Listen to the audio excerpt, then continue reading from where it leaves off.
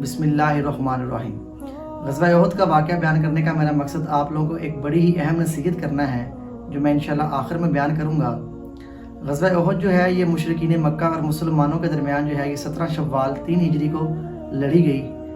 جنگ احد کو احد اس لیے کہتے ہیں کہ مدینہ منورہ میں 2 میل کے فاصلے پر جنوب کی جانب ایک پہاڑ واقع ہے جس کا نام احد تھا، اسی کی نسبت سے اس کو غزوہ احد کا نام دیا گیا۔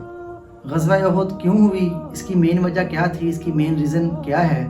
تو یاد رکھیں کہ جس وقت غزوہ بدر میں مشرکین مکہ کو جو ہے وہ عبرتناک شکست ہوئی اور ان کے سرداروں کو قتل کر دیا گیا، تو اس وجہ سے مشرکین مکہ سے رہا نہیں گیا اور وہ چاہتے تھے کہ ہم ہرگز جو ہے وہ مسلمانوں سے بدلہ لیں۔ اور کہا جاتا ہے کہ جس وقت ابو سفیان مدینہ منورہ پہنچے تھے تو اس قدر غصے میں تھے، غضب میں تھے کہ انہوں نے قسم کھا لی کہ میں اس وقت تک غسل نہیں کروں گا، کپڑے نہیں پہنوں گا جب تک کہ ان سرداروں کا بدلہ نہ لے لوں۔ اور اس وقت انہوں نے کفار مکہ کو جو ہے وہ اس بات پر ابھارنا شروع کر دیا، ان کو طیش میں لانا شروع کر دیا کہ مسلمانوں کے خلاف جو ہے ہم نے جنگ کرنی ہے۔ اور پورا سال انہوں نے جو ہے اس چیز کی تیاری کی اور سامان ہتھیار وغیرہ جو ہے ان کو اکٹھا کیا اور کفار مکہ کو جو ہے وہ تیار کیا۔ اور جب 1 سال پورا ہو گیا، شوال کا مہینہ آ گیا، تو ابو سفیان اپنے لشکر کو جو ہے وہاں سے لے کے نکلا۔ تقریباً ان کا جو لشکر تھا وہ 3200 کے قریب تھا، جس میں تقریباً 300 اونٹ، 200 گھوڑے اور 700 زیرہ پوش موجود تھے۔ اور ابو سفیان ان کو جو ہے وہ احد پہاڑ کے قریب لے آیا اور وہاں پر خیمہ زن ہو گیا۔ جس وقت آپ صلی اللہ علیہ وسلم کو اس بات کا پتہ چلا تو اللہ کے نبی نے صحابہ سے مشورہ کیا، تو بڑے صحابہ نے مشورہ دیا کہ یا رسول اللہ مدینہ میں رہ کر ان کا مقابلہ کیا جائے اور ان کا جواب جو ہے وہ پتھر سے دیا جائے۔ تو باقی نوجوان جو صحابہ تھے جو بدر میں شامل نہ ہو سکے تھے غزوہ بدر میں، انہوں نے آپ صلی اللہ علیہ وسلم سے فرمایا یا رسول اللہ ہم باہر جا کر جو ہے وہ جنگ لڑیں گے۔ تو جب اللہ کے نبی نے اکثریت دیکھی تو اللہ کے نبی فوراً حجرے میں داخل ہوئے، تو پیچھے سے بڑے صحابہ نے ان چھوٹے صحابہ کو جو ہے ان کی رائے پر جو ہے وہ ملامت کیا۔ تو جب اللہ کے نبی حجرے سے باہر آئے سامان وغیرہ پہن کر، تو انہوں نے کہا یا رسول اللہ ٹھیک ہے ہم مدینہ کے اندر ہی جنگ لڑیں گے۔ تو اللہ کے نبی نے فرمایا کہ انبیاء کو یہ زیب نہیں دیتا کہ جس وقت وہ جنگ کے لیے تیار ہو جائیں تو پھر واپس مڑ جائیں، اب اللہ کا نام لو اور نکلو۔ تو اللہ کے نبی مسلمانوں کا تقریباً 1000 کا جو لشکر تھا وہ لے کر نکلے۔ تو عبداللہ ابن ابی جو کہ رئیس المنافقین تھا، اس نے جان بوجھ کر یہ بات کہہ دی کہ اللہ کے نبی نے جو ہے بڑوں کی باتوں کو جو ہے وہ نہیں مانا اور چھوٹوں کی باتوں کو جو ہے وہ فوقیت دے دی۔ تو یہ کہہ کے اس نے 300 لوگوں کا لشکر جو ہے وہ پیچھے کی جانب موڑ لیا۔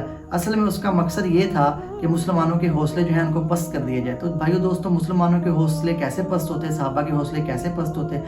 غزوہ میں شامل ہونے کے لیے چھوٹے چھوٹے بچے تیار ہو گئے تھے۔ اس وقت جو ہے وہ رافع ابن خدیج رضی اللہ عنہ کے بارے میں ہے کہ وہ اتنے چھوٹے تھے کہ وہ پاؤں کی انگلیوں کے ساتھ جو ہے وہ کھڑے ہو رہے تھے تاکہ میرا جو قد ہے وہ لمبا لگے اور اللہ کے نبی مجھے ساتھ لے۔ جب صحابہ کا یہ رد عمل تھا تو ان کے حوصلے جو ہیں وہ کہاں جو ہے وہ نیچے بیٹھنے تھے، تو وہ بالکل تیار تھے۔ تو اس چیز کا صحابہ پر کوئی اثر نہیں پڑا۔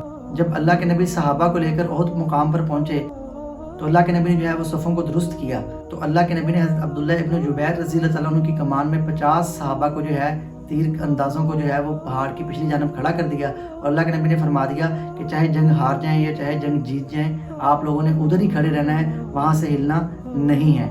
تو وہ صحابہ جو ہیں وہاں پر جا کر کھڑے ہو گئے اور جب جنگ شروع ہوئی تو پہل جو تھی وہ مشرکین مکہ نے جو تھی وہ کی۔ تو جب جنگ شروع ہوئی تو مسلمانوں کا پلڑا بھاری ہو گیا اور کفار جو تھے وہ ادھر ادھر پھیلنے شروع ہو گئے، بھاگنے شروع ہو گئے۔ تو جو صحابہ اوپر کھڑے ہوئے تھے تو انہوں نے دیکھا کہ اب جنگ جو ہے وہ مسلمان جیت چکے ہیں، ہم جیت چکے ہیں۔ تو انہوں نے کہا کہ اب نیچے جا کے جو ہے وہ مال غنیمت جو ہے اس کو جو ہے وہ سمیٹ لیتے ہیں۔ تو اس وقت عبداللہ ابن جبیر رضی اللہ عنہ نے فرمایا کہ اللہ کے نبی نے منع فرمایا ہے نیچے جانے سے، اللہ کے نبی نے روکا تھا کہ چاہے جنگ جیت جائیں یا ہار جائیں یہاں سے نہیں ہلنا۔ تو ان صحابہ نے کہا کہ اللہ کے نبی کا یہی مقصد تھا کہ جب کہ جنگ پوری ہو جائے تو نیچے آ جانا، مطلب کہ انہوں نے اس بات کو صحیح طرح سمجھا نہیں۔ میں یہی سمجھتا ہوں کہ صحابہ نے اس بات کو صحیح طرح سمجھا نہیں ہے۔ یہ بالکل بھی بات نہیں ہے کہ صحابہ نے جو ہے اللہ کے نبی کی بات کو نہیں مانا، ایسا نہیں ہو سکتا کہ صحابہ اللہ کے نبی کی بات کو نہ مانیں، بس ان سے جو ہے وہ خطا ہو گئی تھی اس بات کی کہ شاید ان کو صحیح طرح سمجھ نہ لگی اور وہ نیچے آ گئے۔ تو جب وہ نیچے آئے تو پیچھے سے حضرت خالد بن ولید جو بھی مسلمان نہیں ہوئے تھے، انہوں نے فوراً موقع کی مناسبت کو دیکھتے ہوئے ان کے اوپر جو ہے وہ حملہ کر دیا۔ جب حملہ کر دیا تو ایک بدبخت تھا جس نے پتھر اٹھا کر اللہ کے نبی کے چہرہ مبارک پر مارا، تو اللہ کے نبی کا ایک دندان مبارک جو ہے وہ شہید ہو گیا۔ اور اس پتھر کی شدت اس قدر تھی کہ اس کے صدمے سے اللہ کے نبی جو تھے وہ پیچھے کی جانب جو ہے وہ گھاٹی میں گر گئے اور اللہ کے نبی کو کافی جو ہے وہ چوٹیں آئیں۔ تو اس وقت ایک بدبخت نے جو ہے اس بات کی افواہ پھیلا دی نعوذ باللہ کہ اللہ کے نبی جو ہے محمد صلی اللہ علیہ وسلم کو جو ہے وہ شہید کر دیا گیا ہے۔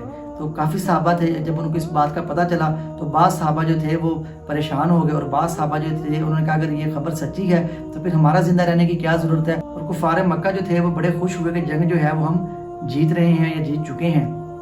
تو یاد رکھیں کہ اس جنگ کے اندر جو تھے وہ 70 صحابہ کرام جو تھے وہ شہید ہوئے، اور جو کفار مکہ تھے وہ تقریباً 27 کے قریب جو ہے وہ قتل ہوئے۔ تو بھائی دوستو، اس جنگ کا جو سب سے بڑا سانحہ ہے نا، جو عظیم سانحہ ہے، وہ حضرت حمزہ رضی اللہ تعالیٰ عنہ کی شہادت ہے کہ ہندا نے جو ہے وہ وحشی بن حرب کو جو ہے اس بات پر آمادہ کر لیا تھا کہ تم نے جو ہے حضرت حمزہ رضی اللہ تعالیٰ عنہ کو جو ہے وہ شہید کرنا ہے۔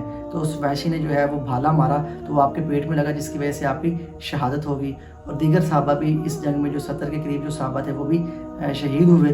تو کفار مشرکین نے کیا کیا، جو صحابہ شہید ہو گئے تھے ان میں سے کسی کا ناک کاٹنا شروع کر دیا، کسی کے کان کاٹنے شروع کر دیے، اور کسی کو جو ہے پیٹ چاک کرنا شروع کر دیا۔ اسی اسنا میں ہندا جو ہے اس نے حضرت امیر حمزہ رضی اللہ تعالیٰ عنہ کا پیٹ چاک کیا اور ان کا کلیجہ نکال کر کھانے کی کوشش کی۔ ادھر ابو سفیان جو تھے وہ اس بات پر نعرے لگا رہے تھے کہ بتوں کے بارے میں کہ جو ہمارے بت ہیں، عزا جو ہے وہ اعلیٰ ہے، برتر ہے۔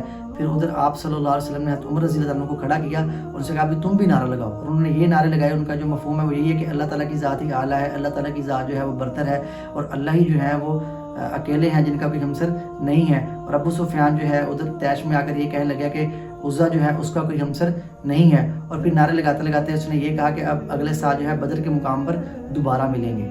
تو بھائی دوستو، کہنے کا مقصد یہ ہے کہ اس جنگ کا جو ہے کوئی بھی نتیجہ نہیں نکل سکا۔ یہ بالکل بھی نہیں کہہ سکتے کہ مسلمان جو ہے یہ جنگ ہار گئے تھے، یہ بھی نہیں کہہ سکتے مسلمان پوری طریقے سے جو ہے یہ جنگ جیت گئے تھے۔ بظاہر دیکھا جائے شروع میں مسلمانوں نے یہ جنگ جیت لی تھی، لیکن بعد میں جو ہے وہ اللہ کے نبی کی جو بات تھی اس سے تھوڑا سا جو ہے وہ صحابہ کرام کو جو سمجھ نہیں لگ سکی تھی، تو اس بات کی وجہ سے جو ہے یہ جنگ جو ہے وہ جیت کی وجہ سے ہار میں تھوڑی سی تبدیل ہو گئی۔ یاد رکھو کہ مشرکین مکہ وہاں سے بھاگے تھے، ان کو پتا تھا کہ ابھی بڑے صحابہ زندہ ہیں، اللہ کے نبی زندہ ہیں، تو اگر دوبارہ جنگ ہوئی تو ان کو یہ بھی پتا تھا کہ اللہ جو ہے وہ فرشتوں کے ذریعے نصرت کر سکتے ہیں، اس لیے وہ بھاگ گئے تھے۔ تو بھائی دوستو، کہنے کا مقصد یہ ہے کہ اس میں جو ہمیں بڑی اہم نصیحت ملتی ہے نا، وہ یہ ہے کہ آپ صلی اللہ علیہ وسلم کی بات کو مان لینا، اسی کے اندر جو ہے وہ کامیابی ہے۔ نمبر ایک تو یہ ہے کہ اللہ کے نبی کی بات کو مان لینا، اور نمبر دو جو ہے کہ اللہ کے نبی کی بات کو مان کر اس کو سمجھنا، یہ ہمارے لیے بہت ضروری ہے۔ تو بھائی دوستو، اصل کامیابی جو ہے وہ یہی ہے کہ اللہ کے نبی کی تمام بتائی ہوئی باتوں کو مانا جائے اور اللہ کے نبی کی تمام بتائی ہوئی باتوں کو سمجھا جائے۔ جب ہم اللہ کے نبی کی باتوں کو مانیں گے، سمجھیں گے، تو پھر ہی بھائی دوستو یاد رکھنا کامیابی ملے گی، ورنہ ناکامی جو ہے وہ ہر وقت ہمارے سامنے کھڑی ہوئی ہے۔ تو اللہ تعالیٰ نے صرف اور صرف مسلمانوں کو یہ دکھانا تھا، بتانا تھا کہ اللہ کے نبی کی بات ماننے میں جو ہے وہ کامیابی ہے، اور اللہ کے نبی کی بات کو اگر نہیں سمجھ سکے تو اس میں بالکل بھی کامیابی نہیں ہے، اس میں ناکامی ہے۔ اللہ تعالیٰ مجھے آپ کو تمام مسلمانوں کو آپ صلی اللہ علیہ وسلم کے حکموں کے مطابق، ان کی زندگی کے مطابق چلنے کی توفیق عطا فرمائے۔ یہ غزوہ احد تھا۔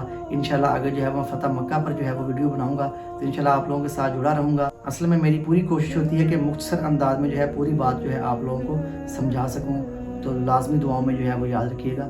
جزاک اللہ خیر۔